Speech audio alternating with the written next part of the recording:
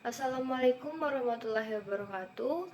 Perkenalkan, saya Yeni Mardianti dengan NPM C0C0230029. Mahasiswi Universitas Bengkulu, Fakultas Ekonomi dan Bisnis dengan program studi D3 Akuntansi di kelas 2B. Di sini saya akan menjelaskan tentang bab terakhir di semester ini, yaitu bab 9 mengenai aset tetap, sumber daya alam, dan aset tak berwujud. Poin pertama yang akan saya bahas yaitu tentang aset tetap. PSAK yang mengatur tentang aset tetap adalah terdapat pada PSAK nomor 16.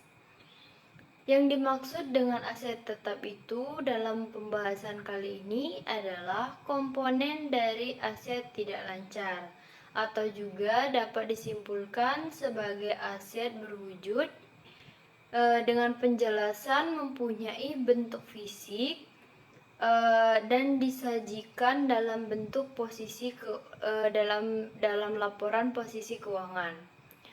Terdapat juga tiga wujud dalam aset tetap. Dalam aset tetap itu yang pertama dikatakan bisa aset tetap itu tiga wujud, maksudnya yang pertama itu dimiliki untuk digunakan dalam produksi atau penyediaan barang atau jasa, untuk direntalkan kepada pihak lain, atau untuk tujuan administratif. Yang kedua itu aset tetap itu tidak diniatkan untuk dijual kembali. Dan yang terakhir itu adalah aset tetap itu diharapkan untuk digunakan atau memberikan manfaat itu selama lebih dari 1 tahun atau 1 periode. Bagian dari aset tidak lancar yaitu terdapat aset tetap, investasi jangka panjang, aset tak berwujud, aset berupa sumber daya alam, properti investasi, dan aset lainnya. Selanjutnya itu aset tetap itu tidak diniatkan untuk dijual, tetapi bukan berarti tidak boleh dijual. Jadi perusahaan boleh saja menjual aset tetap yang akan dipelajari di akuntansi penghapusan aset tetap. Kemudian diharapkan untuk digunakan lebih dari 1 tahun. Memberikan manfaat itu maksudnya kalau digunakan. Kalau tidak digunakan, maka dia dikatakan tidak memberikan manfaat. Untuk selanjutnya itu terdapat pada aset tetap termasuk ke dalam aset tidak lancar. Itu kenapa? Karena aset akan memberikan manfaat jika digunakan untuk lebih dari 1 tahun atau 1 periode. Selanjutnya itu pada poin kedua, yaitu terdapat akuntansi aset tetap. Terdapat akuntansi aset tetap dibagi menjadi 3 bagian, yaitu akuntansi pada saat perolehan aset tetap, akuntansi ketika aset tetap itu dimanfaatkan, dan yang terakhir adalah akuntansi ketika aset tetap itu dihapuskan. Yang pertama, kita akan membahas mengenai akuntansi pada saat perolehan aset tetap. Aset tetap dapat diperoleh dengan berbagai cara, yaitu melalui pembelian, dibangun sendiri, hibah, dan melalui pertukaran. Biaya perolehan aset tetap harus diakui sebagai aset jika dan hanya jika yang pertama itu besar kemungkinan manfaat ekonomis di masa depan berkenan dengan aset tersebut akan mengalir ke entitas dan selanjutnya jika biaya perolehan aset tetap diukur secara andal. Jika pengeluaran menimbulkan manfaat ekonomis di masa depan, maka dapat diakui sebagai aset atau menambah harga perolehan dari aset tersebut.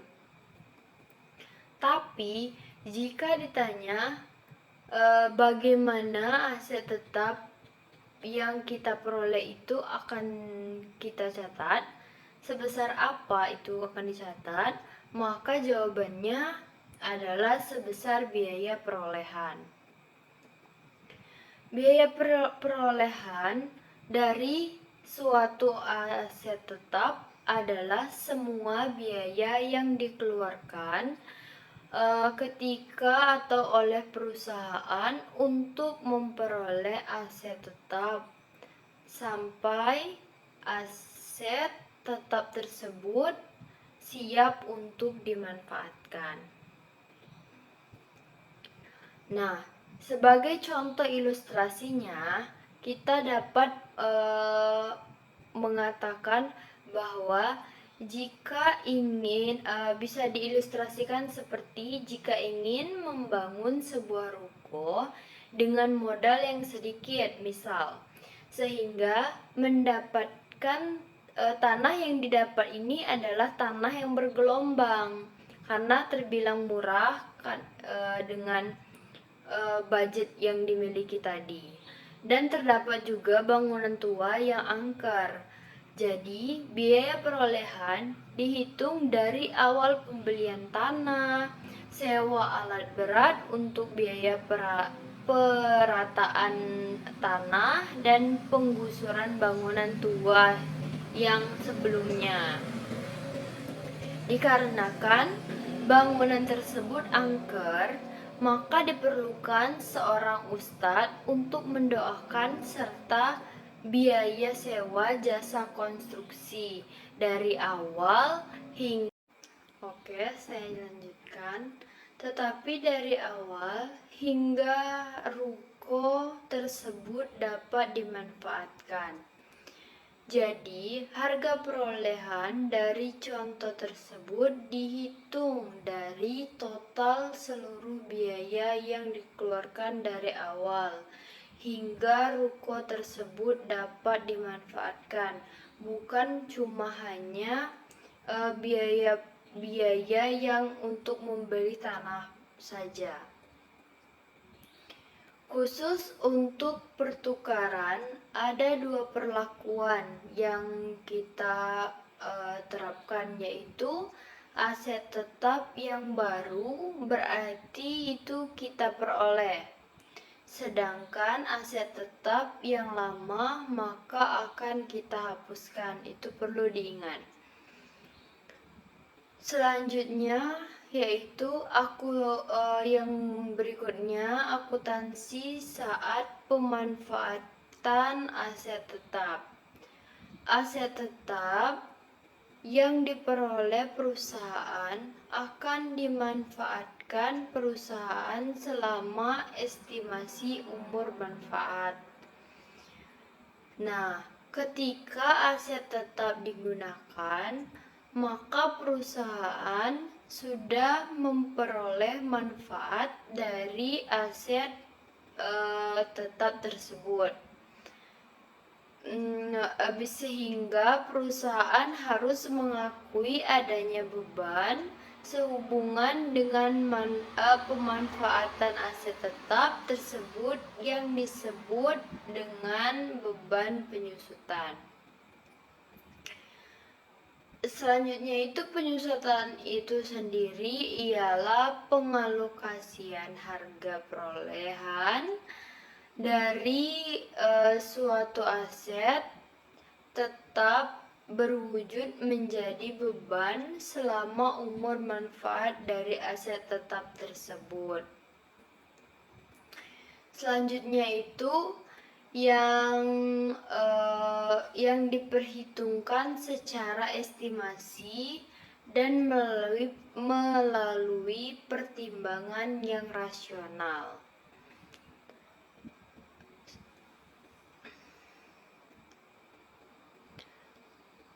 Aset tetap kecuali tanah akan mengalami penyusutan ketika aset tersebut dimanfaatkan, karena aset tetap tersebut mempunyai umur ekonomis yang terbatas. Faktor yang mempengaruhi perhitungan beban penyusutan adalah biaya perolehan aset tetap, nilai sisa, umur ekonomis atau umur manfaat, dan metode penyusutan yang digunakan. Terdapat juga metode penyusutan terbagi menjadi yang pertama itu metode penyusutan berdasarkan umur manfaat. Yang pertama itu metode penyusutan yang akan menghasilkan beban penyusutan per tahun yang sama besar, dikenal juga dengan istilah metode garis lurus. Dan yang kedua itu terdapat pada metode penyusutan dipercepat. Apa sih maksudnya? Metode yang akan dihasilkan beban penyusutan pada awal periode perolehan adalah yang paling besar. Baiklah, saya ulangi. Pada metode penyusutan dipercepat, metode yang akan menghasilkan beban penyusutan pada awal periode perolehan adalah yang paling besar dan akan semakin menurun dari periode-periode berikutnya. Periode penyusutan dipercepat ini terdiri dari metode saldo menurun ganda dan metode jumlah angka tahun.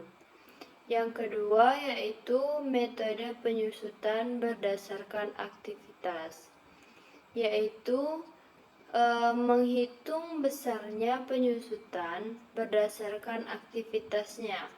Misalnya, berdasarkan unit produksi atau jam penggunaan, sehingga besarnya penyusutan setiap tahun akan bervariasi sesuai dengan aktivitas pemanfaatan aset tetap pada tahun tersebut. Selanjutnya itu mengenai ketika perusahaan merevisi umur manfaat dari aset tetap, maka yang pertama, perusahaan tidak perlu menyesuaikan beban penyusutan yang sudah diperhitungkan pada tahun sebelum dilakukan revisi. Yang kedua itu, perusahaan harus menghitungkan ulang beban penyusutan per tahun setelah dilakukannya revisi umur manfaat. Hasil perhitungan beban penyusutan per tahun yang baru ini akan menjadi penyusutan yang akan dicatat perusahaan selama sisa umur manfaat. Selanjutnya itu yaitu kita membahas langkah-langkah dalam menghitung beban penyusutan yang baru. Terdapat itu sebagai berikut. Yang pertama, menghitung nilai buku aset tetap sampai dengan tanggal dilakukannya revisi.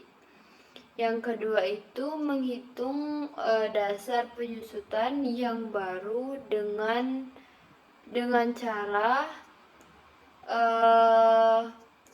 nilai buku aset tetap pada tanggal revisi dikurang dengan estimasi nilai sisa setelah revisi. Jadi itu nilainya setelah pengurangan dari itu tadi. Yang ketiga, beban penyusutan per tahun setelah revisi itu dihitung dari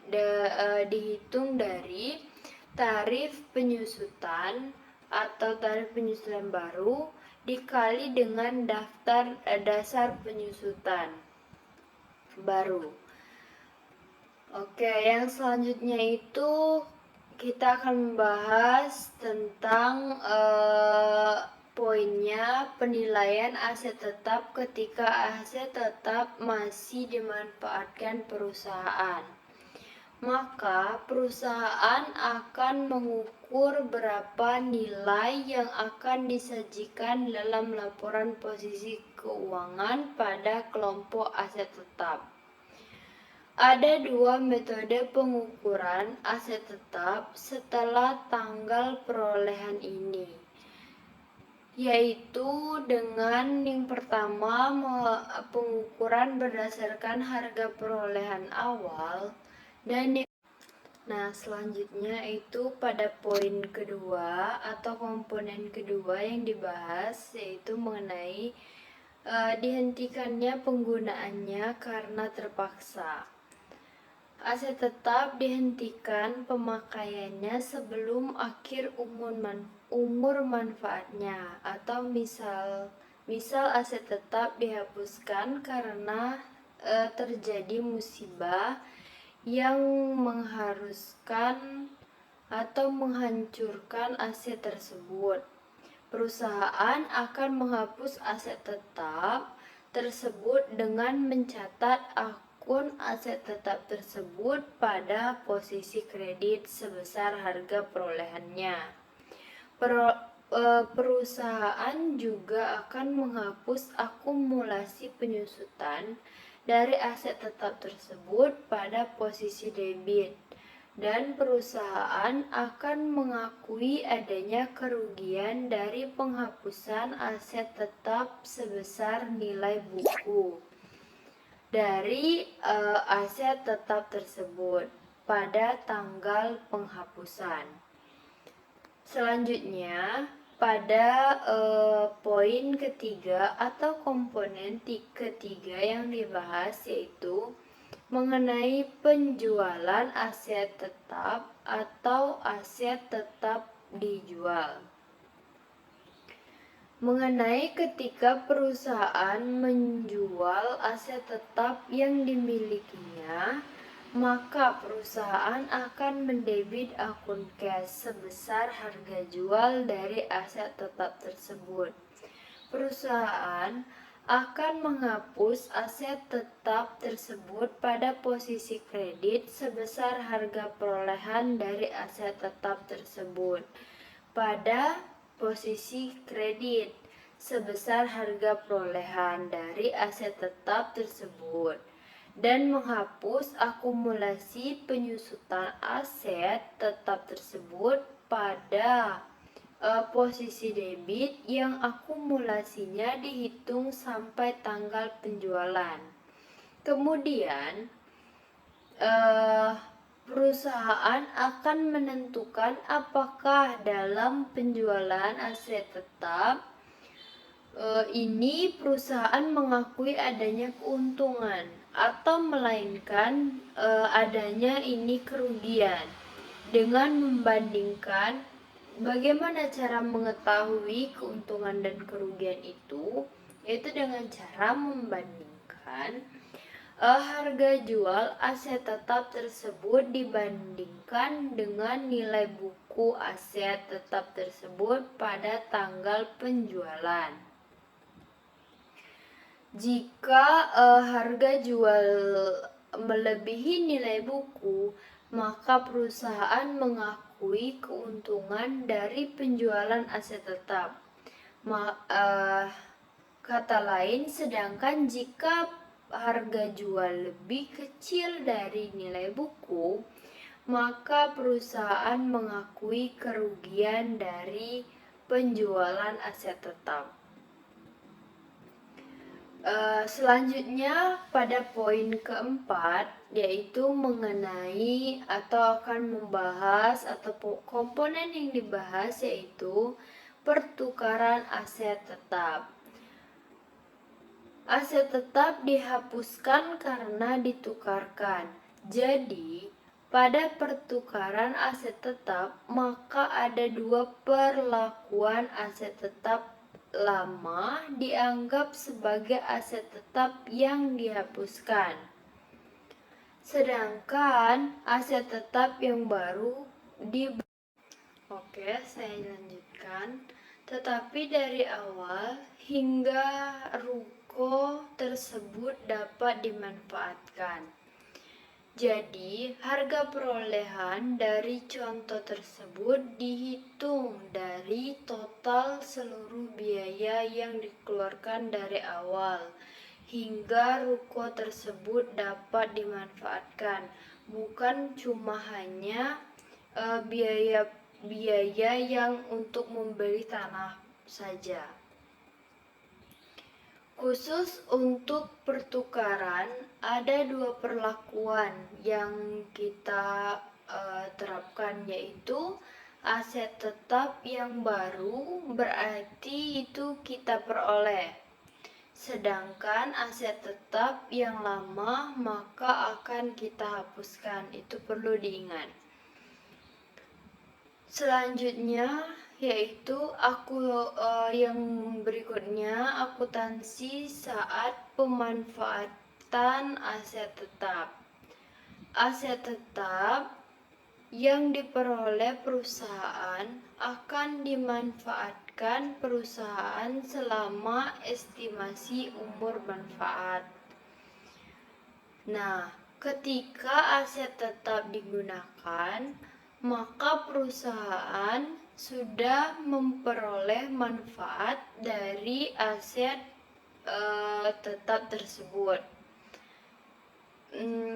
Sehingga perusahaan harus mengakui adanya beban sehubungan dengan pemanfaatan aset tetap tersebut yang disebut dengan beban penyusutan. Selanjutnya itu penyusutan itu sendiri ialah pengalokasian harga perolehan dari suatu aset tetap berwujud menjadi beban selama umur manfaat dari aset tetap tersebut. Selanjutnya itu yang diperhitungkan secara estimasi dan melalui pertimbangan yang rasional.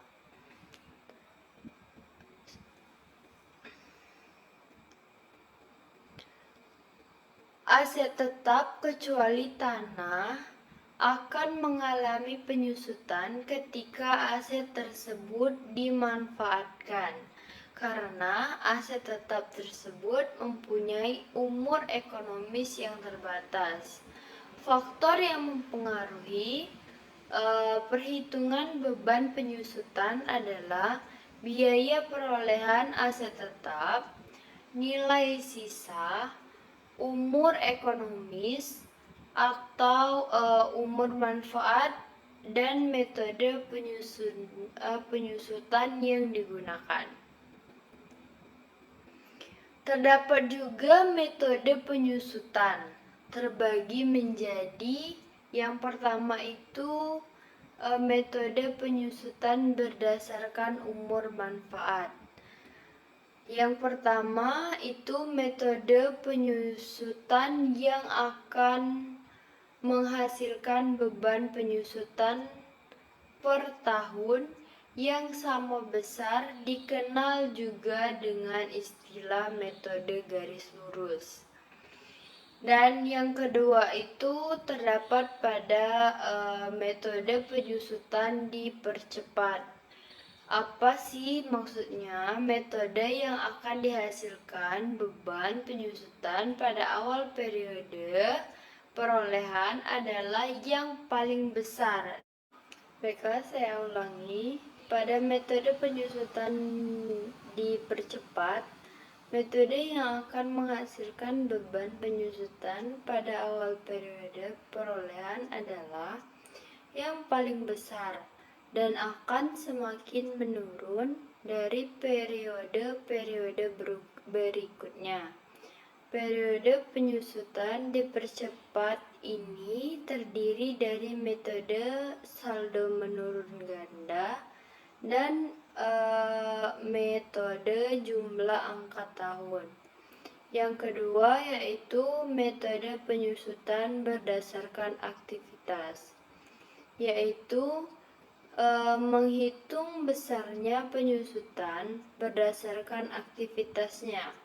Misalnya, berdasarkan unit produksi atau jam penggunaan, sehingga besarnya penyusutan setiap tahun akan bervariasi sesuai dengan aktivitas pemanfaatan aset tetap pada tahun tersebut.